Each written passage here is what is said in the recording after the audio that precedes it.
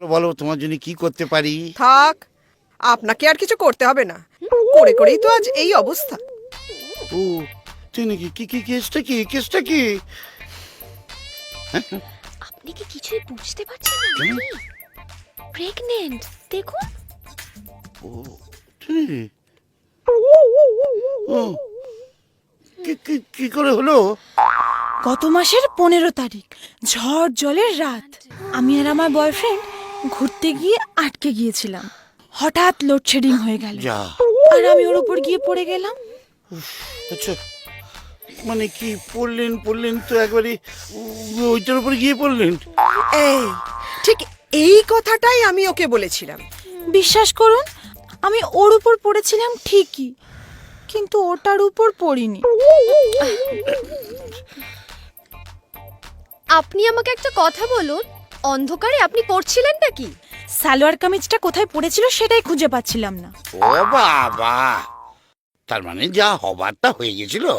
হ্যাঁ। উফ, কি রোমান্টিক। অন্ধকারে আপনার অসুবিধা হয়নি? না, যখন হয়েছিল তখন তো কারেন্ট ছিল। ডাক্তারবাবু, কিছু একটা করুন। না বললেই করে দেবো, কোনো অসুবিধা হবে না। না মানে কি পরীক্ষা করতে হবে, পরীক্ষা করতে হবে। ওরে, এ কি, পরীক্ষার কথা শুনে খুব খুশি বলে মনে হচ্ছে। খুশি তো হবই, আজ পর্যন্ত আমার মেয়ে কোনো পরীক্ষাতেই পাশ করেনি। অপূর্ব। চলে এসো, চলে এসো। হ্যাঁ, যা যা যা।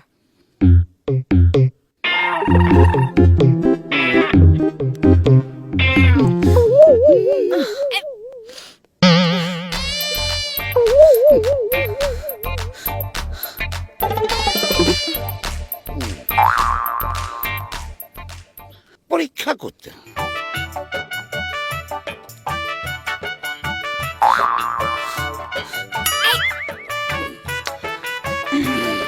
কি ব্যাপার বলুন তো, আমি তো কিছুই বুঝতে পারছি না। আরে না না, তোমায় বললাম না মা, এটা গ্যাস অম্বলের ব্যথা। আর তাছাড়া সুস্মিতা এরকম মেয়ে নয়।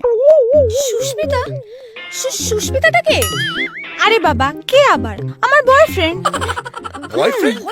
বুঝতেই তো পারছেন, আজকালকার মেয়ে একটু বেশি মডার্ন। তার মানে ইনি প্রেগনেন্ট নন? না, আরে প্রেগনেন্ট কেন হবে? আরে আপনিই তো বললেন করে করে আজই অবস্থা হয়েছে। আরে ধুর বাবা, মা এটা বলতে চেয়েছে যে আমার অনিয়ম করে করে এরকম অবস্থা হয়েছে। আসলে টাইমে খাওয়া দাওয়া হয় না, সেলস গার্লের কাজ করি তো। ঘন্টার মাথা, তাহলে আমার কাছে এসেছেন কেন?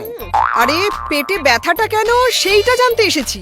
শুধু শুধু আমার সময় নষ্ট করাচ্ছেন। জানতো আপনারা, ফুটুন এখান থেকে, ফুটুন। এই শুনুন, ভদ্রভাবে কথা বলুন, আমরা আপনার খদ্দের। চলো তো মা। ডাক্তার বাবুর ফিসটা?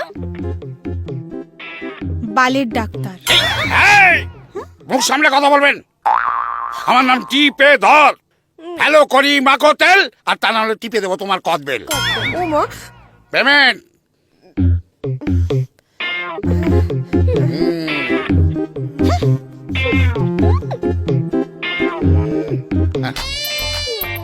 থ্যাংক ইউ, তোমার কাজে আমি মুগ্ধ। আজ তোমায় খাওয়াবো আমি আমার দুধ।